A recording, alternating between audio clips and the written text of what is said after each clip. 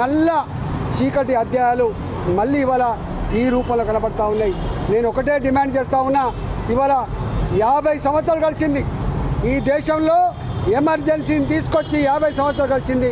ఇవాళ మనం గవర్నర్ల ఫోన్లు, జడ్జిల ఫోన్లు, స్వయంగా మంత్రుల ఫోన్లు, ఎమ్మెల్యేల ఫోన్లు, ఇవాళ బాధ్యతాయుతమైనటువంటి సంఘంలో పేరున్న వాళ్ళ ఫోన్లు ట్యాప్ చేసి వాళ్ళ బలహీనతల మీద దెబ్బ కొట్టి ఇవాళ అనేక రకాల అక్రమాలు, దుర్మార్గాలు జరిగినట్టుగా మనకు అర్థమవుతూ ఉంది. కాబట్టి ఈ ఎంక్వైరీ అయితే ఉందో నత్తనడక జరగకుండా దీంట్లో ఎవరు ఆదేశాల మేరకు ప్రభాకర్ రావు గారు ఇలాంటి పని చేసిండు, ఇవాళ కింద ఉన్న అధికారులు ఎవరి ఆదేశాల మేరకు చేసిండ్రు, ఎందుకు కాలబెట్టాల్సి వచ్చింది, ఎందుకు మొత్తం చార్జ్ చేయాల్సి వచ్చింది, ఇవన్నిటి మీద సమగ్రమైన ఎంక్వైరీ జరగాలి.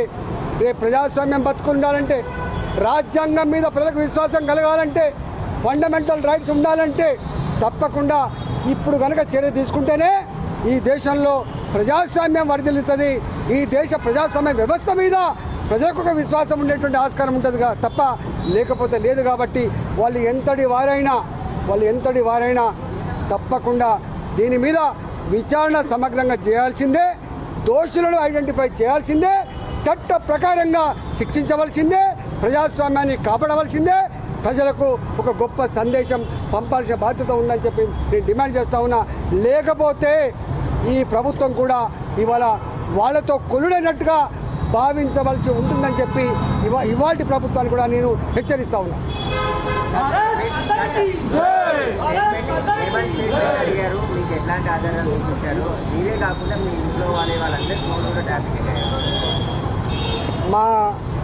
మా వైఫ్, మా భార్య నడిపేటువంటి జమునా హ్యాచరీస్ ఫోన్ నంబర్లు కూడా మొత్తం ట్యాప్ చేసిండు టోటల్గా.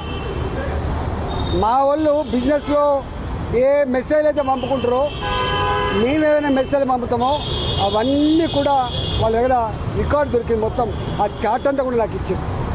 నన్ను అడిగింది ఇవన్నీ మీవేనా అంటే ఇవన్నీ కూడా మావే.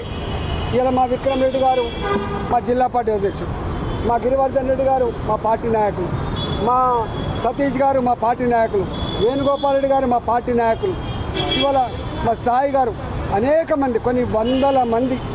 హుజురాబాద్లో 2021లో ప్రతి నిమిషం నిఘా పెట్టినట్టుగా ఇక్కడ రికార్డులు ఉన్నాయి. ఇవన్నీ కరెక్టేనా అని చెప్పి అడిగిండ్రు, ఇవన్నీ కూడా కరెక్టే అని చెప్పొచ్చినాం మేము.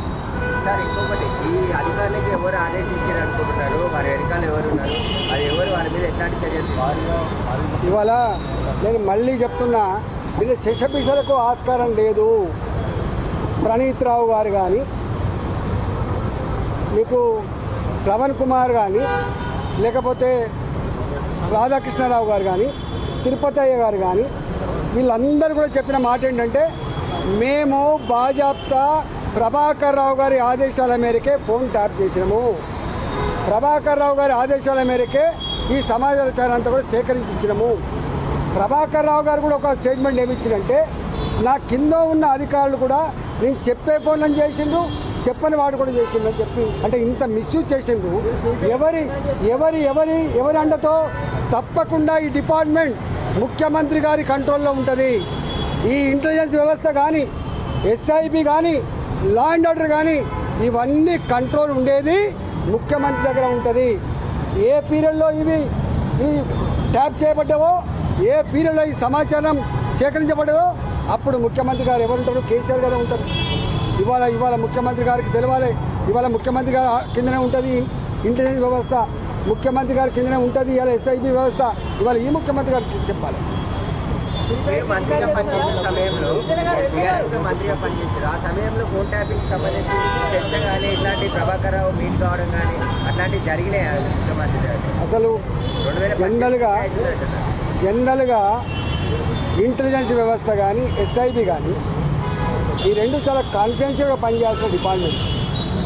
ఇవాళ ఈ రూపంలో వాటి చరిత్ర ఇంత మలైనైద్దని బయటకు వస్తుందని చెప్పి ఎవరు ఊహించలేదు. అంటే ఎంత బాధ అవుతుందంటే, భార్యాభర్తలు నేను నా భార్య ఇద్దరం మాట్లాడుకునే సంభాషణ కూడా ఉంటుందంటే ఎంత నీచానికి ఒడిగట్టిండ్రు వీళ్ళు, ఎంత నీచానికి ఒడిగట్టిండ్రు.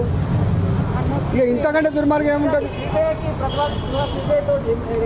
ఒకవేళ ఈ ప్రభుత్వానికి దమ్ము లేకపోతే, ఈ ప్రభుత్వానికి నిజాయితీ లేకపోతే మేము